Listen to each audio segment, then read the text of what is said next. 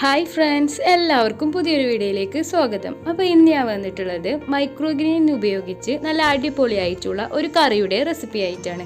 ഞാൻ കഴിഞ്ഞ വീഡിയോയിൽ മൈക്രോഗ്രെയിൻസ് എങ്ങനെ വീട്ടിൽ വളർത്തിയെടുക്കാം എന്നുള്ളൊരു വീഡിയോ ചെയ്തിരുന്നു. അപ്പോൾ അത് കാണാത്തവരാണെങ്കിൽ അത് പോയി കാണുക. അപ്പോൾ നമുക്ക് കറി എങ്ങനെ ഉണ്ടാക്കുന്നത് നോക്കാം. ഞാനൊരു കുക്കർ എടുത്തിട്ടുണ്ട്. അതിലേക്ക് ഞാൻ 1 കപ്പ് പരിപ്പ് ഇട്ട് കൊടുക്കുകയാണ്. പിന്നെ ഒരു മീഡിയം സൈസ് തക്കാളി ഇട്ട് കൊടുക്കുകയാണ്. അതുപോലെ തന്നെ ആവശ്യത്തിന് ഒരു 1/4 ടീസ്പൂണ് മഞ്ഞൾപ്പൊടി, 1 ടീസ്പൂണ് മുളക് പൊടി, ആവശ്യത്തിന് ഉപ്പ്. ഇനി ഇത് വേവിച്ചെടുക്കുന്നതിന് ആവശ്യമായിട്ട് 1 കപ്പ് വെള്ളം ഒഴിച്ചിട്ട് ഒന്ന് കുക്കറിൽ വേവിച്ചെടുക്കുകയാണ്. ഇപ്പോൾ പരിപ്പ് നല്ലോണം വന്നിട്ടുണ്ട്. അപ്പോൾ ഞാൻ ഇതിലേക്ക് ആവശ്യത്തിന് ചൂടുവെള്ളം ഒഴിച്ചു കൊടുക്കുകയാണ്. നമുക്ക് കറി എത്രയാണോ ആവശ്യമുള്ളത് അതിനനുസരിച്ച് നമുക്കിതിലേക്ക് കുറച്ച് ചൂടുവെള്ളം ഒഴിച്ചു കൊടുക്കാം.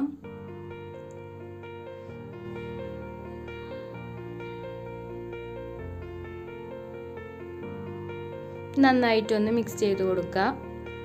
ഇപ്പോൾ നല്ലോണം തിളച്ച് വരുന്നുണ്ട്. ഈ സമയത്ത് നമുക്കിതിലേക്ക് അരിഞ്ഞു വെച്ചിട്ടുള്ള മൈക്രോഗ്രീൻസ് ഇലകൾ ചേർത്ത് കൊടുക്കാം. ചെറുപയറിൻ്റെ മൈക്രോഗ്രീൻസ് ഇലകളാണ് ഞാൻ ചേർത്ത് കൊടുക്കുന്നത്.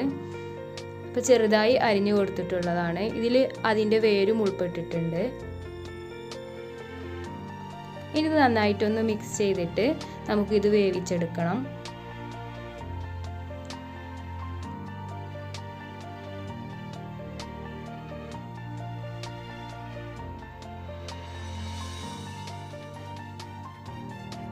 ഇപ്പം ഇലകളൊക്കെ കറിയിൽ കടന്ന് തിളച്ച് ഏകദേശം ഒരു വേവായി വന്നിട്ടുണ്ട്. അപ്പോൾ നമുക്ക് ഈ കുറച്ച് സമയം കൂടിയും ഇത് വേവിച്ചെടുക്കണം.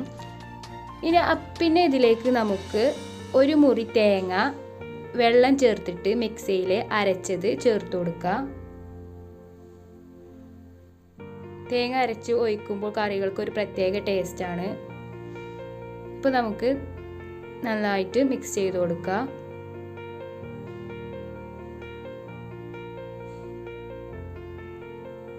അപ്പോൾ ഈ സമയത്ത് ഇതിൽ ഉപ്പ് കുറവുണ്ടെങ്കിൽ നമുക്കിതിലേക്ക് ആവശ്യത്തിന് ഉപ്പ് ചേർത്ത് കൊടുക്കണം.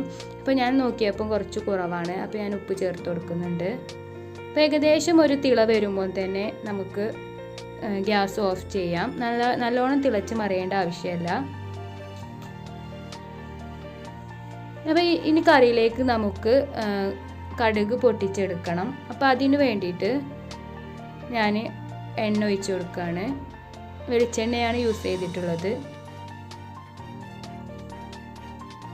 ഇനി എണ്ണ നന്നായിട്ട് ചൂടായി വരുമ്പോൾ അതിലേക്ക് 1 ടീസ്പൂണ് കടുക് ചേർത്ത് കൊടുക്കുക.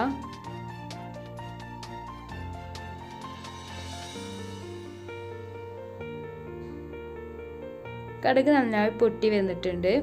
ഇനി നമുക്കിതിലേക്ക്